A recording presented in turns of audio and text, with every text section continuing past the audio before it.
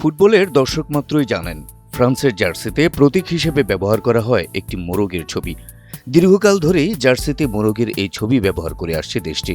কিন্তু প্রশ্ন হচ্ছে, ফুটবল বিশ্বে অন্যতম শক্তিশালী একটি দল কেন নিজেদের প্রতীক হিসেবে মোরগ ব্যবহার করছে? এই প্রতিবেদনে খোঁজার চেষ্টা করব সেই প্রশ্নের উত্তর।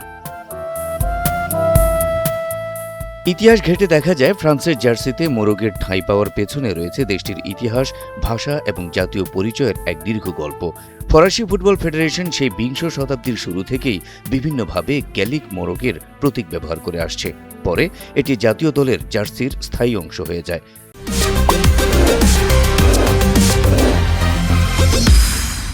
বিশ্বকাপ, ইউরোপিয়ান চ্যাম্পিয়নশিপস, যে কোনো আন্তর্জাতিক আসরে ফরাসি খেলোয়াড়দের বুকের উপর থাকা এই মোরগ শুধু একটি লোগো নয়, এটি ফরাসিদের ঐতিহ্য, গর্ব এবং কোটি সমর্থকের আবেগের প্রতীক।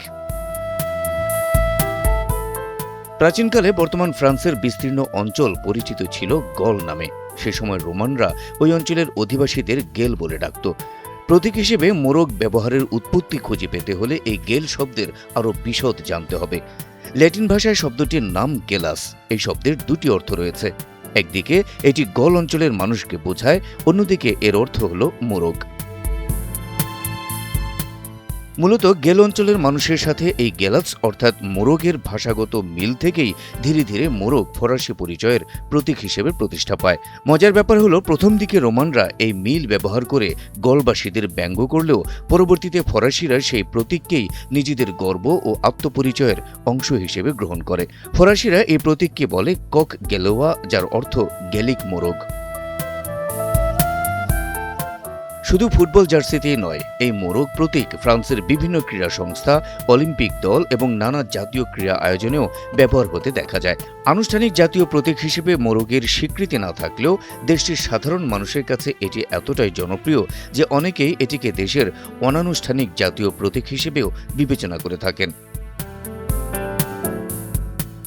ফরাসি সংস্কৃতিতে মোরগ শুধু একটি পাখি নয়, বরং সাহস, সতর্কতা, আত্মবিশ্বাস এবং নতুন সূচনার প্রতীক। ফ্রান্সের নীল জার্সিতে থাকা ছোট্ট এই মোরগটি খেলার মাঠে খেলোয়াড়দের লড়াইয়ের প্রেরণা হয়ে ওঠে।